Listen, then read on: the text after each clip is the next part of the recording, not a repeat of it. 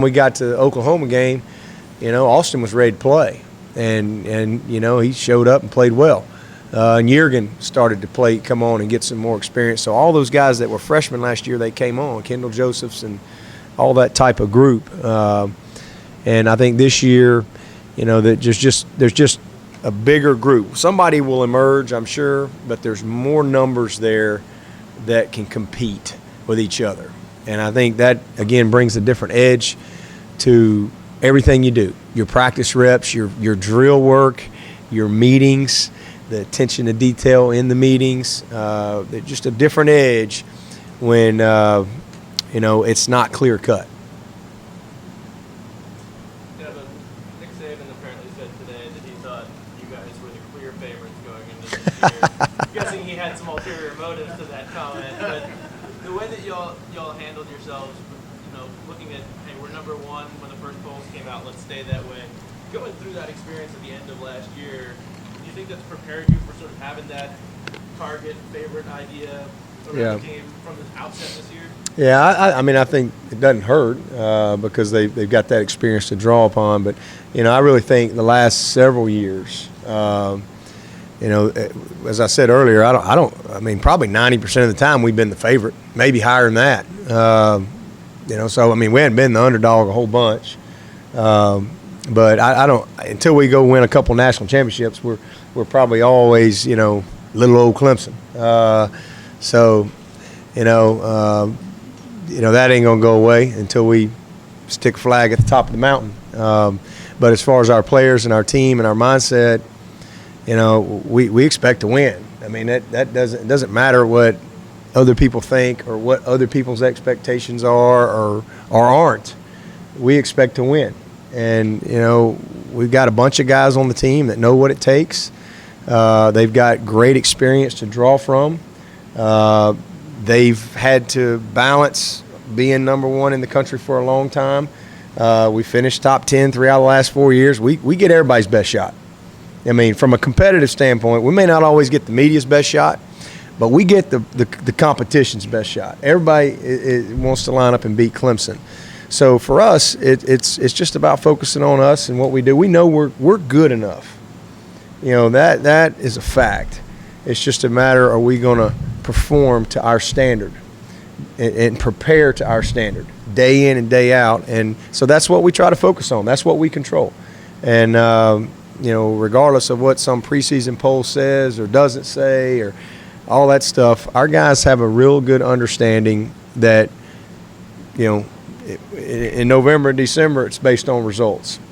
And in July and August, it's just a bunch of talk. And we're where we want to be as a program. We want to be relevant. We want to be a team that's in the conversation every year. And I think we've been in the conversation for a while. Last year I think just maybe put the microscope on us a little bit more, and people maybe took a little bit closer look at what we've done around here. But it's really nothing new to our guys. You're talking about an entire roster of guys that have done nothing but win. I think the last 3 years in a row, I think we've had the winningest senior class in the history of the school. It just keeps getting broken.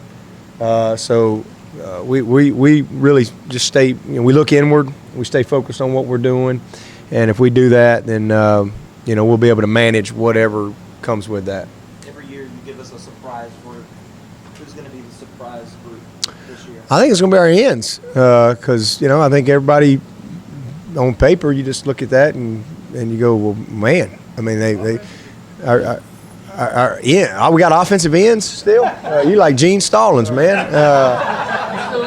That's my first job was coaching the ends at University of Alabama, 1996. I didn't know it was the receivers and the tight ends. But I think it's our D ends, just because I think they're going to have just like last year, I thought the offensive line would prove out to be a strength for us, and I think that the defensive end group has got a lot to prove because it's unproven potential at this point. That's all it is. It looks good for us. We've got talent on paper, but we haven't really done much outside of Austin. He's really the only guy that's played a whole lot.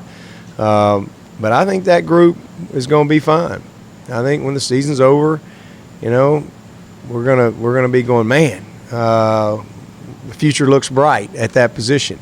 So that's kind of the group that I think may surprise some people out there, especially when we get all the pieces together. Xavier was a guy that wasn't here in the spring. You're talking about a 265-pound kid that can run and change direction, and he's strong. You throw him in the mix to go along with those other guys. I think it's going to be pretty quick. Cleveland's going to show up real quick. It ain't going to take y'all long to figure out who he is. He's number 99. You need to look for him. But we got a lot to prove. But I think, again, when it's all said and done, that group will be a group that I think will carry its own. What more is Wayne going to do this year that he didn't do last year? Oh, you can do a lot more. You can be better in the passing game. That's where I'd like to see him improve. I'd like to see him, just become a little bit more of a complete player. We got to do a little better job of taking care of the ball, in certain situations. And like I said, we had a ball exchange fumble up 3 in the fourth quarter in the national championship game. We put the ball on the ground on the plus 40 going in, and ended up having a punt. Just mastering his craft, and he has come so far, and he is I think just a great football player in every aspect of the word. But I think he can become a little more complete at his position. I think last year he took that step forward that we needed as far as just his knowledge of what we do, his understanding and vision as far as running the football, making the right cuts. He's really become a very cerebral guy, but we need him to be more of a factor in the passing game, and that's something he's worked really hard on. And one of the reasons that he came back, he looks great, he's strong, but the big just continue to be Wayne. I don't think he's going to have to carry the load that he had to carry last year. I think that we've got a little closer gap, with some of those guys that we're going to be able to play in the backfield. It's a really strong group. Same thing going into last year. We just with getting Adam Choice back. A lot of people forget Adam beat Wayne out as a freshman, and it didn't last long because he got hurt pretty quickly after that. But Adam Choice is a good football player. Tyshawn Dye, I think, is. I really think he's ready to be a factor for us. He's been grinding, and I'd love to see him emerge. C.J. Fuller is a guy that got some good experience as a freshman, had some nice moments for us. He's a very talented player. He's a really a complete back. He can do a lot of things. He's very good in the passing game, great between the tackles, and has some long speed to run away from you. And then we got Feaster into that mix. So it's a really different group from top to bottom, from a knowledge, experience, and talent standpoint. So I think that's going to help Wayne.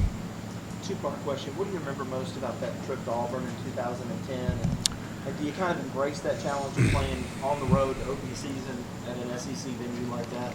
Yeah, that's absolutely. We embrace whatever's in front of us, because that's the target. Whatever's in front of us, that's what we got to embrace, and so you definitely embrace that.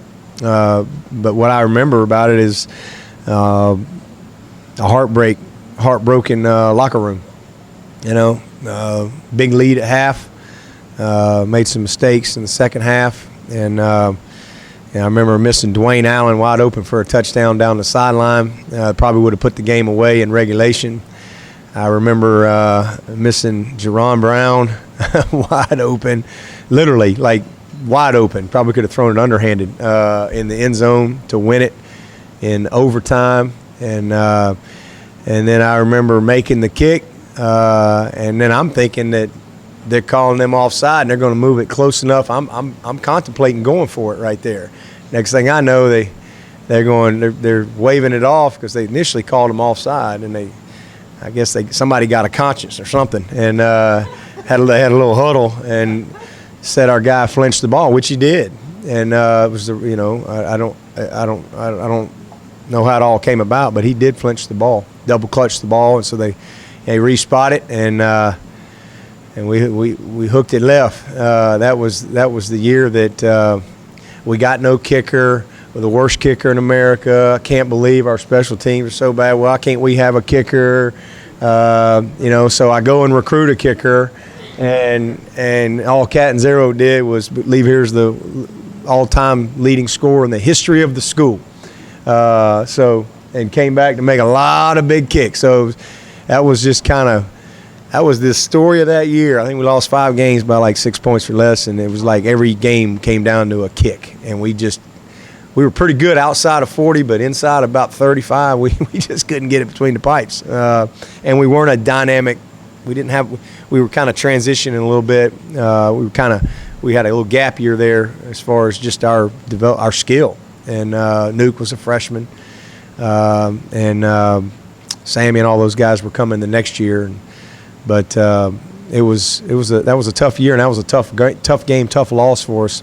And then they go on and win the national championship. That was one of those games that as they look back, probably really put the wind in their sails as they went through that season and created a belief in their team. I remember Cam Newton.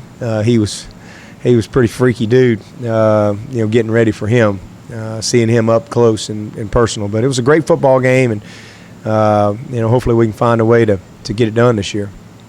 Dabo, has the answer to the special teams problem last year during this whole offseason just been more focus, more work? Yeah.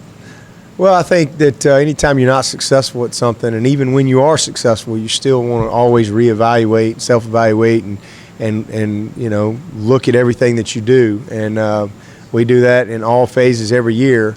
But obviously, we had some real issues on kickoff coverage, and then kick return. Those are 2 areas that I really wanted to take a little deeper dive into in the off season, and we did that. I mean, we worked really hard.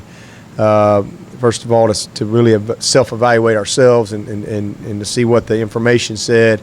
But then I had 3 different consultants that independently sent them the tape, got all 3 different opinions, and that was very helpful. It was a lot of confirmation of a lot of the good things that we do, and there was a lot of good input as far as some things we can do better and some obvious things that we already knew that we just are in the process of kind of teaching.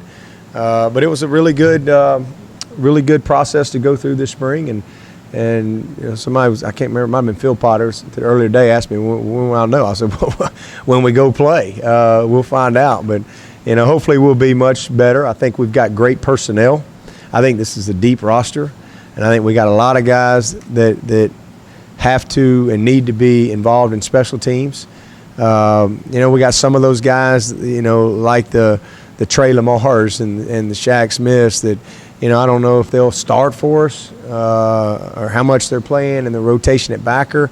But those guys should be special teams of the year type candidates. And, so really I got to do a good job of creating that buy-in.